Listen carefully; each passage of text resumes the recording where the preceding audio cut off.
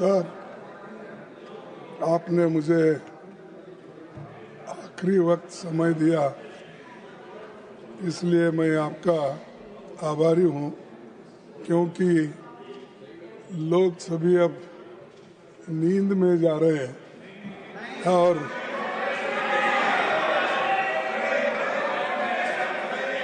आपको सुनने के लिए उत्सुक हैं लोग। ठीक है, नहीं तो कम से कम मोदी जी उनको बोले हैं तुम जागते रहो, तो जब हम बात करते हैं तुम जागते रहो, ठीक है। तो सर, मैं चंद बातें आपके सामने इसलिए रखना चाहता हूं, ये बहुत बड़ा इम्पोर्टेंट कानून है, एक्ट है। इसको हम लाइटर इसमें नहीं लेना चाहिए, क्योंकि ये गरीबों से संबंधित कानून है और इसके साथ छेड़छाड़ करना अच्छा नहीं। इसीलिए मैं ये कहूँगा कि आप लोग इसको जो एक नया कानून लाकर पुराने कानून के खिलाफ जो काम कर रहे हैं, ये अच्छा नहीं, और लोग आपको सड़कों पे फिरने नहीं देंगे। सर, 204 और 14 के बीच भारत की जनता को अधिकार संपन्न बनाने वाले कई ऐतिहासिक अधिकार मिले और कानून इसी संसद में बने थे। राइट टू इंफॉर्मेशन, हमारा राइट टू इंफॉर्मेशन ये एक हक है, ये राइट है। राइट टू इंफॉर्मेशन हमने दिया था, राइट टू एजुकेशन हमने दिया था, ये सब राइट्स है। और फॉरेस्ट राइट्स एक्ट हमने दिया था, उसी के साथ फूड सिक्योरिटी एक्ट हमने दिया था, लैंड एक्विजिशन एक्ट हमने दिया था, और अरे नया लैंड एक्विजिशन एक्ट था, और इसमें मनरेगा ये प्रमुख एक्ट है। और मनरेगा ये प्रमुख एक्ट रहने से ये तो 11 साल में कोई ऐसा कानून आप नहीं बना सके।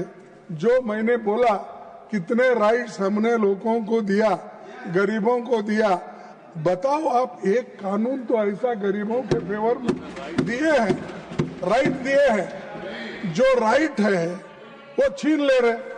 अब ये देखिए, ये कानून डायरेक्टिव प्रिंसिपल आर्टिकल 41 से बना हुआ है। आर्टिकल 41 क्या कहता है? ये कहता है right to work, to education and public assistance in certain cases the state shall within the limits of its economic capacity and development make a effective provision for securing the right to work, to education and public assistance in case of unemployment, old age, sickness, disablement and in other cases of undeserved want. So ये क्यों लाए गए? क्योंकि ये fundamental rights में उस वक्त नहीं डाल सके। लोग बहुत अपोज करे, इसको पैसे बहुत होना पड़ता है, इसीलिए इसको नहीं माने। तब डॉक्टर बाबा साहब अम्बेडकर ने ये सोचा और अपने दूसरे कॉन्स्टिट्यूंट असेंबली के मेंबर से भी ये बातचीत की, कम से कम ये डायरेक्टिव प्रिंसिपल्स में अगर आप डालें और डायरेक्टिव प्रिंसिपल्स के तहत वो कानून बना सके हर स्टेट में वेलफेयर के लिए, तो उन्होंने ये डायरेक्टिव प्रिंसिपल का चैप्टर ऐड किया गया उस वक्त और इसको सर्वसम्मति से लिया गया। ऑन बेस्ड ऑन दिस ये नरेगा स्कीम लाया गया गरीबों के पेट भरने के लिए। जो गरीब काम नहीं कर सकता था और जिस वक्त हार्वेस्ट सीजन होने के बाद लोगों को काम नहीं मिलता था, तब बड़े बड़े जमींदार लोग और अमीर लोग क्या करते थे, गरीबों को अपने घर में कम दाम में इनको काम करवा लेते थे। तब उनको पेट भर खाना भी नहीं मिलता था, काम भी नहीं मिलता था, उनका एश्योर्ड जॉब नहीं है। तब उन्होंने ये यूपीए सरकार ने ये सोचा, मनमोहन सिंह जी ने ये सोचा, सोनिया गांधी जी ने ये सोचा, सोचने के बाद ये बिल आया और ये एक्ट बना। इसका सारे दुनिया में अप्रिसिएशन हुआ। एक ही जगह नहीं, मैं बताता हूँ आगे कैसा हुआ, कहाँ हुआ। तो इसी के साथ sir, duty of the state to raise the level of nutrition, यानी फूड सिक्योरिटी के लिए बोल रहा हूँ, ये आर्टिकल 47 है।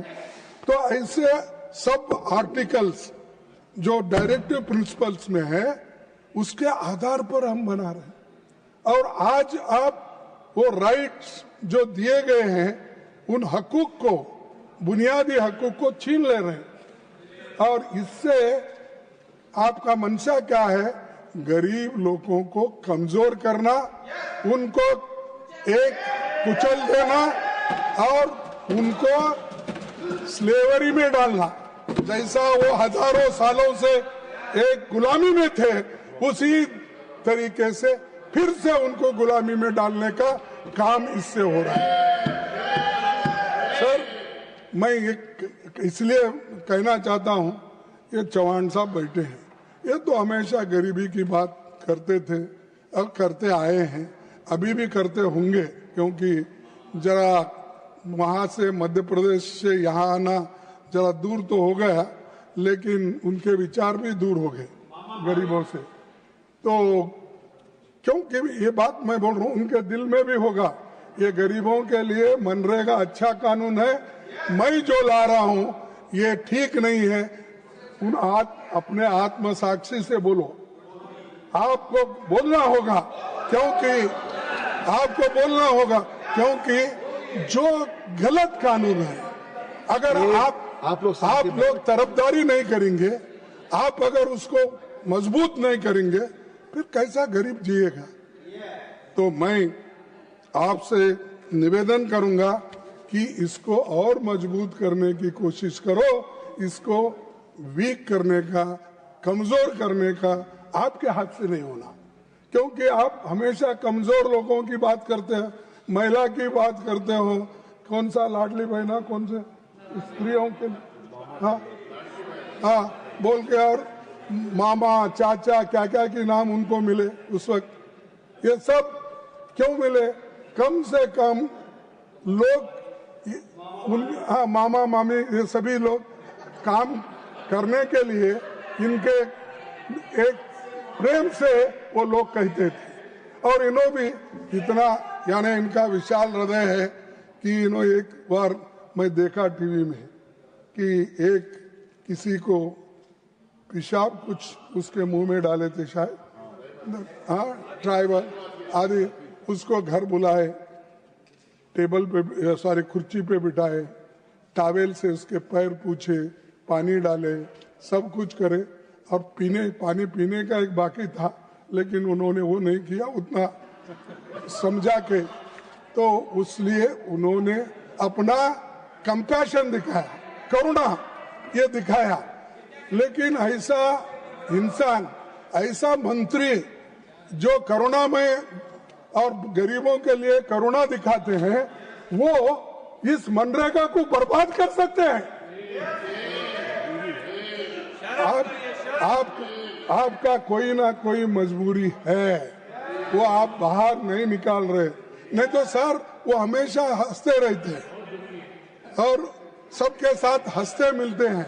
लेकिन अब यहाँ आने के बाद इतना दुखी हो गए, इतना परेशान हो गए, क्योंकि पूरा दिल्ली में आने के बाद एक तो पोल्यूशन है ही है, लेकिन शायद आपके सरकार में बहुत बड़ा पोल्यूशन है।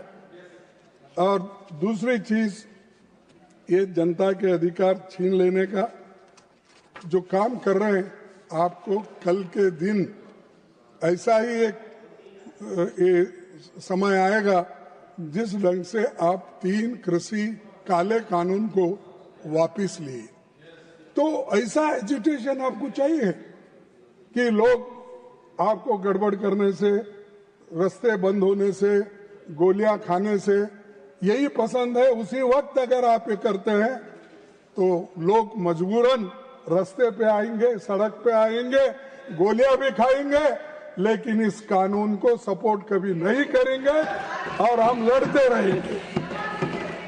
सर, मैं एक बात कहूंगा, वो शायरी तो नहीं है, मैं ये बोलूंगा कि ये जो गरीबों को जो सपना दिखा रहे हैं वो कभी पूरा नहीं होगा। इसीलिए गरीब लोग कह रहे हैं, ए तिरुचि सुनो इधर भी जरा, बुलंद वायदों की बस्तियां लेकर, बुलंद वादों की बस्तियां लेकर हम क्या करेंगे? बुलंद वादों की बस्तियां लेकर हम क्या करेंगे? हमें हमारी जमीन दे दो, हम आसमां लेकर क्या करेंगे? तो हमको हमारा हक दो, बस है, हमारा राइट्स दे दो।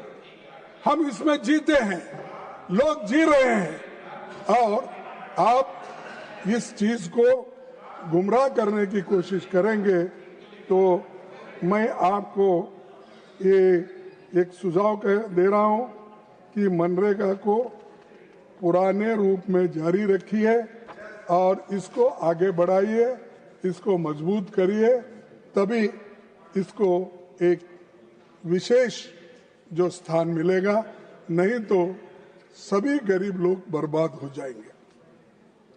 सभापति जी, महात्मा गांधी जी का नाम सभी लोग लेते हैं और हम कभी महात्मा गांधी जी के बारे में अगर ज्यादा बोले तो वो लोग तो उठ के अपने पुराने लोगों के, लीडरों के नाम लेते रहते हैं। वो मैं बोलना नहीं चाहता, वो चाहे अच्छे हो, बुरे हो, कुछ भी हो, जेल में गए हो, और आज ये लोग क्या कर रहे हैं? सभापति जी, महात्मा गांधी जी ने कहा था, मैं ऐसे भारत के निर्माण के लिए कोशिश करूंगा जिसमें गरीब से गरीब आदमी भी महसूस करेंगे कि ये देश उनका है, इसमें उनकी आवाज का महत्व होगा।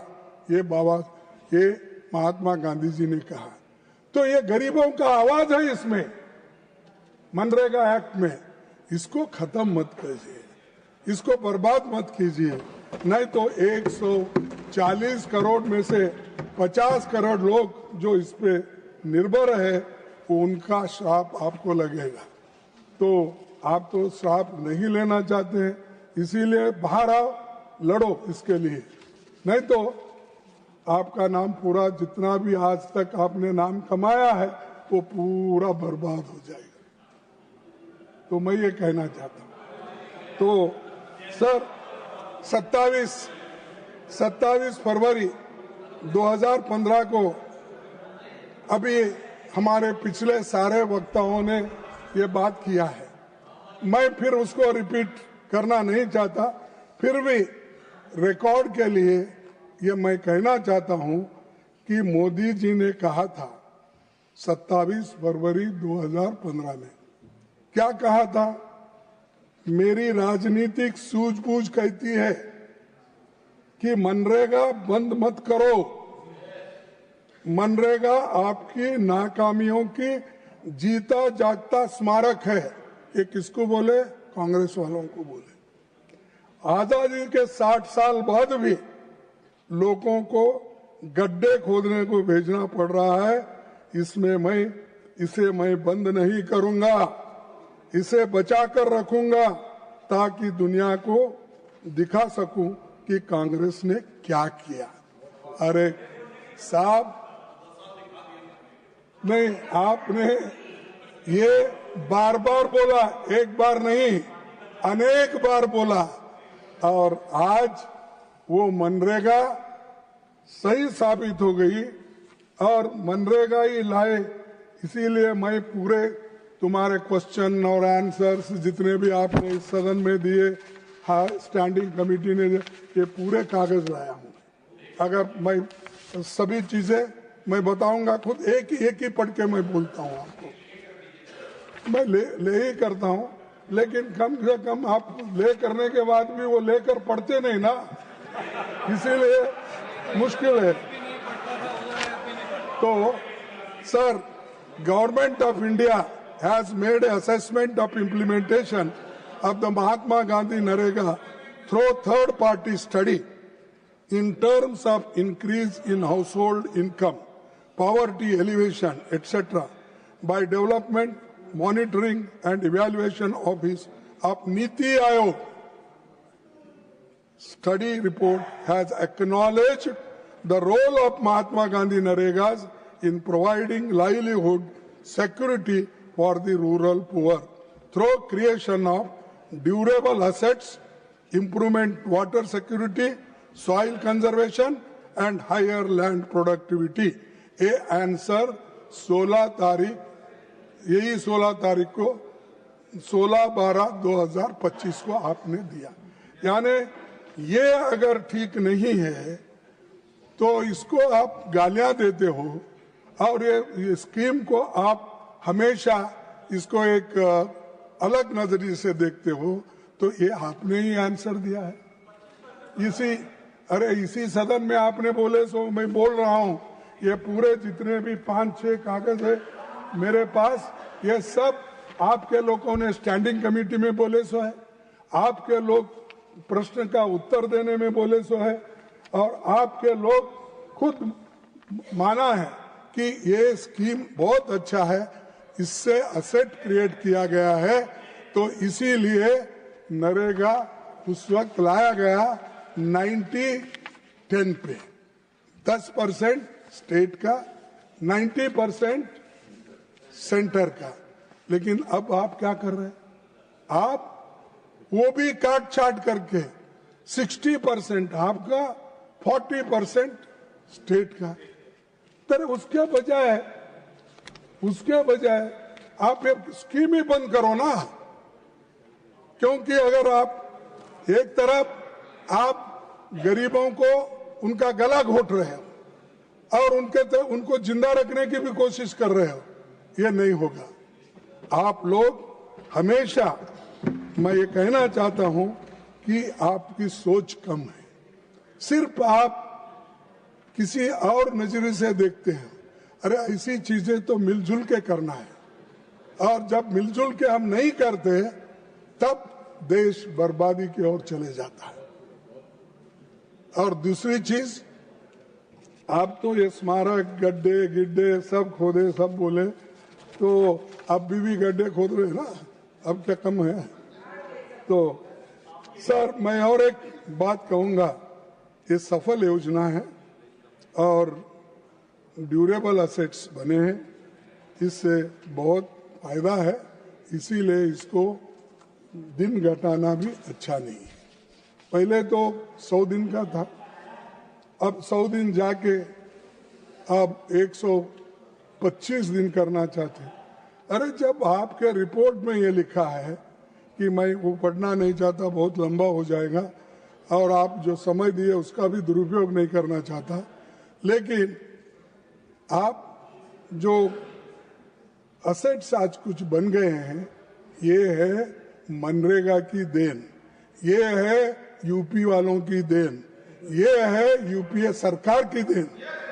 तो आप जरा समझिए, और चौहान साहब फिर एक बार सोचिए, आपको टाइम है अभी भी वापस लेने का, कानून वापस लेने का समय है अभी भी, तो आप लीजिए। और ये जो, हाँ यस, तो ये नहीं, कई कानून वापस लिए ना, क्या अब आपकी सरकार को कुछ धक्का लगा? 3 काले कानून वापस लिए कृषि के, और ये अगर लिए आप हीरो बन जाएंगे, अब मामा के जगह मामा जी बन जाएंगे सबके। तो ये है सर, इस कानून की पड़ताल जिस समय स्टैंडिंग कमेटी ने की, तो बीजेपी के नेता कल्याण सिंह के अध्यक्षता में हुई थी। क्या कहा उन्होंने? 2 अक्टूबर 2009 को नरेगा का नाम बदलकर Mahatma Gandhi national rural employment guarantee act रखा गया था। महात्मा गांधी नाम जुड़ने से इस योजना को एक मजबूत और व्यापक राष्ट्रीय पहचान मिली थी। मनरेगा महात्मा गांधी के ग्रामीण उत्थान, आत्मनिर्भरता और श्रम की गरिमा के विचारों को सम्मान देने के लिए किया गया था। गांधी जी वही हैं जिनके सम्मान में दुनिया के करीब, अब हमारे मुकुल वासनिक जी ने अपने भाषण में कहा था, मैं सुन रहा था कि G20 कंट्रीज के 20 राष्ट्राध्यक्षों ने गांधी जी के समाधि के सामने जाकर सर झुकाया। ऐसे महान महात्मा गांधी जी को आप इंसल्ट करते हैं, उनके नाम निकाल के जी राम जी, क्या राम जी, हाँ राम, तो ऐसा, हाँ जी राम जी, अरे ऐसा मत करो भाई, मुंह में राम बगल में छुरी मत रखो, मुंह में राम बगल में छुरी। गरीबों के लिए राम राम बोलते रहो, लेकिन बगल में तो उस छुरी रख के उसको आगे से पीछे से गर्दन पे छुरी रखे हो। और आप लोग ऐसे अगर काम करते गए तो आपको कोई माफ नहीं करेगा। और जो गांधी जी बोले हैं उसका, उनका जो गरीबों के आंखों से पानी यानी अश्रु को साफ करने का, वो नहीं होगा। और दूसरी चीज,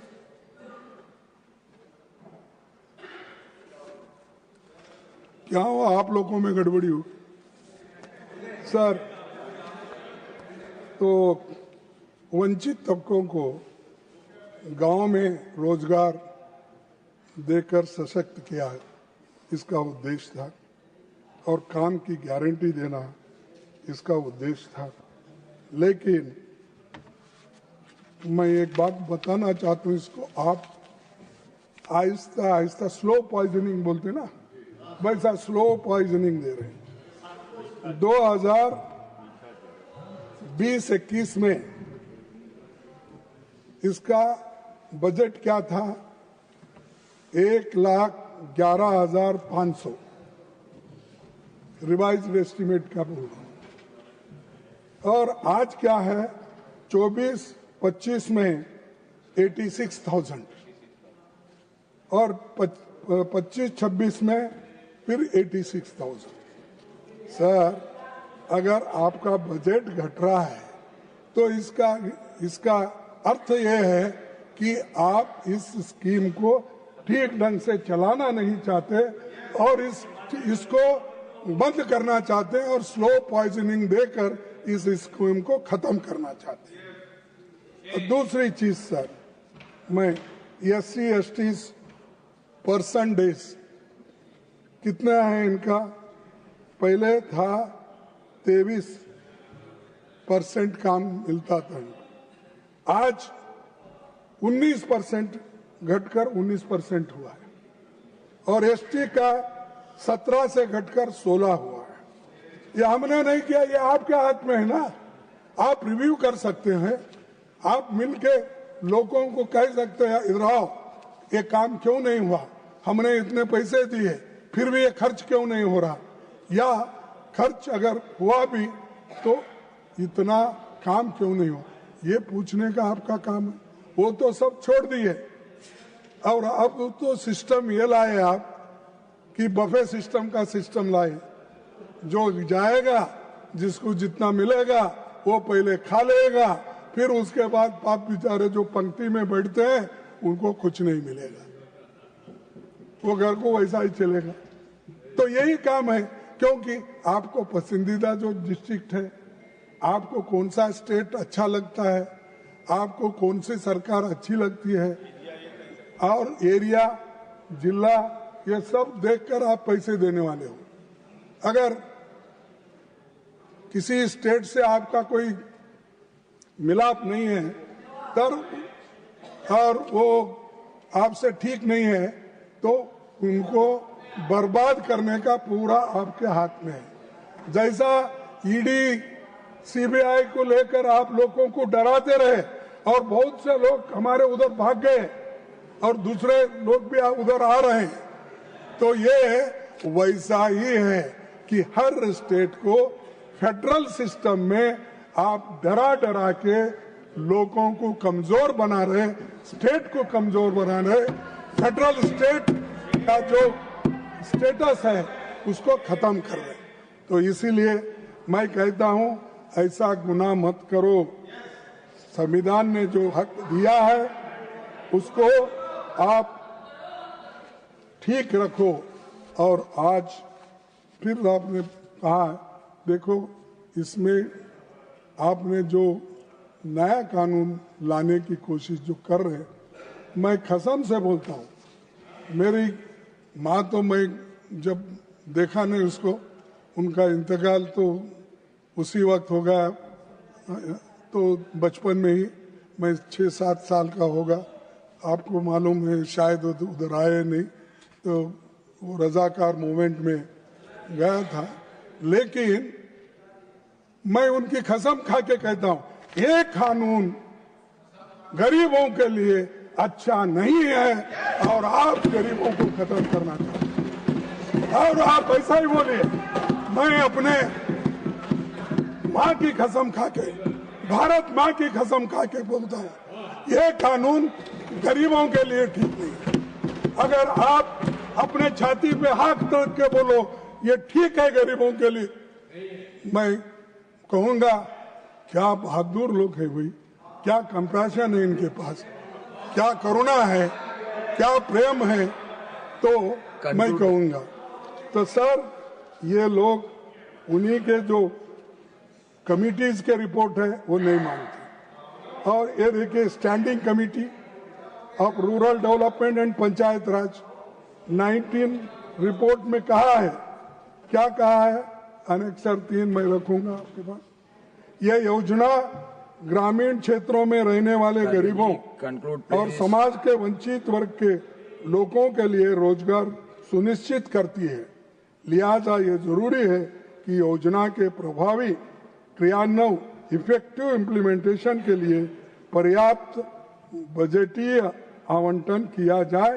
ये पंचायत राज कमेटी का, ये स्टैंडिंग कमेटी का रिपोर्ट है। तो इसीलिए आपके रिपोर्ट को भी आप नहीं मान रहे, आपके लोगों को सलाह भी आप नहीं मान रहे।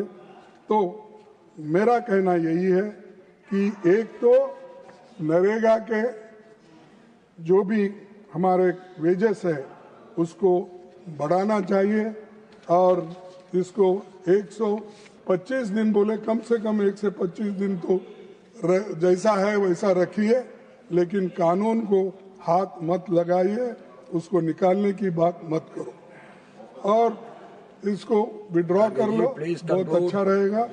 और ये तो मैं ये चाहूँगा कि ये स्टैंडिंग कमेटी को आप सेलेक्ट कमेटी को आप रेफर कीजिए, वहाँ पूरे सलाह आ जाएंगे और लोगों को एक मालूम हो जाएगा इसमें कमियां क्या है, कितने दिन।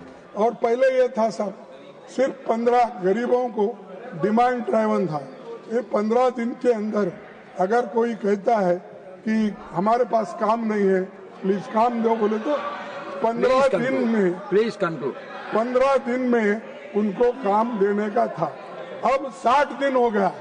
तो इसीलिए ये 60 दिन जो किए हैं ये तो गरीब को और भी नुकसान है। पूरे अमीर लोग खून चूस लेंगे क्योंकि उनको बार्गेनिंग पावर नहीं रहता लेबर को। तो इसीलिए मैं कहूंगा ये इसका आप ध्यान में रखते हुए इसको आप वापस लेंगे। और एक बात मैं आपसे कहना चाहता हूँ, सरकार लोगों पर कोई सरकार लोगों पर कोई उपकार नहीं कर रही है, बल्कि ये राज्य की कानूनी जिम्मेदारी है जिसे आप राम राम करना चाहते हो, आप बाय बाय करना चाहते हो, Ram Ram. Please conclude Kharge ji, please conclude. क्या साहब, देखिए मैं ये सारी बातें आपके पास रख रहा हूँ, इसलिए रख रहा हूँ कि कम से कम नहीं देखिए मेरे को कुछ बोलना है, ये आखिरी है, क्योंकि मैं ज़्यादा कुछ बोलने नहीं जाता। मैं इंतज़ार किया हूँ ये 11 बजे तक, 11:30 बजे तक इंतज़ार इसलिए किया कि इसमें कुछ बदलाव हो जाए, उनको कोई ज्ञान मिले, इसके लिए मैं ये बात कर रहा हूँ। सर, इसको 150 दिन देने की बात थी, वो तो नहीं हुआ। सोनिया गांधी जी ने भी एक रखा था डिमांड, 150 दिन और 400 रुपए मजदूरी, वो भी आप इसमें शामिल नहीं करें। और दूसरी चीज मैं ये कहना चाहता हूँ, हर रिपोर्ट महेंद्र देव कमेटी का हो, नागेश सिंह का हो, ये सभी रिपोर्ट आप देखे नहीं, सबको आपने नजरअंदाज किया है। Please conclude ji, please. और उसके बाद मनरेगा, एक मैं अपनी तो मैं आपको एक ये एक चीज बताना चाहता हूँ sir. Please please please sir, मैं प्लीज कंक्लूड।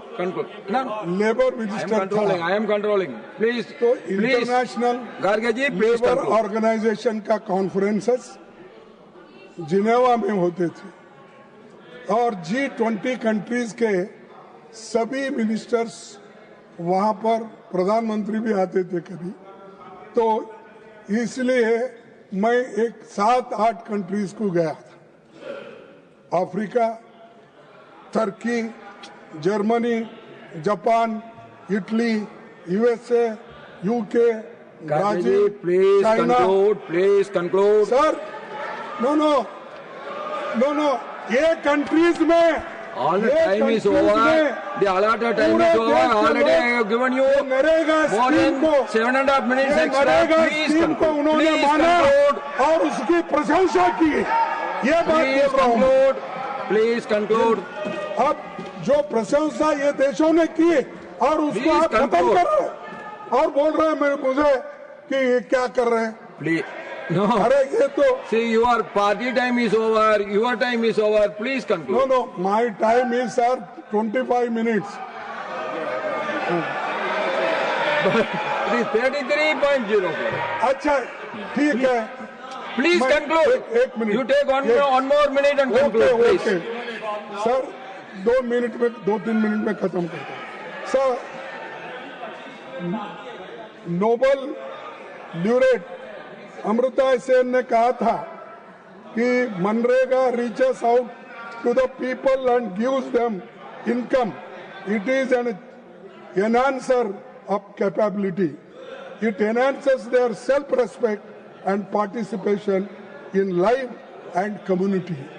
ये हमारे नोबल ल्यूरेट्स के वर्ड है और ये जाने माने इकोनॉमिस्ट है। उसके बाद में और एक नोबल लोरेट जोसेफ ने कहा, the single most innovative programme from India, lesson for the whole world, it was that programme MNREGA, he also said. और इतने लोग प्रशंसा किए, फिर भी आपके समझ में नहीं आ रहा इसको रिटेन। Please now conclude. इसीलिए Garge ji, please now conclude, please. I am concluding, sir. Please. With 2-3 words, one page is there, some points. Already 10 minutes over. Okay, go, please. The state, Conclude fast. the state shall, within the limits of its economic capacity, जो मैं यहाँ पढ़ के बताया आपको, उसी के तहत ये कहना है मुझे कि इतने होने के बावजूद भी, इतने लोग अप्रिशिएट करने के बावजूद, अगर आप इसको निकालना चाहते हैं तो आप एक तो महात्मा गांधी जी को भी खत्म करना चाहते हैं, गरीबों को खत्म करना चाहते हैं, दलितों को खत्म करना चाहते हैं। इसीलिए मैं डिमांड करता हूं कि आप ये कानून वापस लो और आप ये सेलेक्ट कमेटी को भेजिए और सभी लोग इसमें पार्टिसिपेट करेंगे, सभी लोग इसमें अपना Now contribution Sri करेंगे। Shiran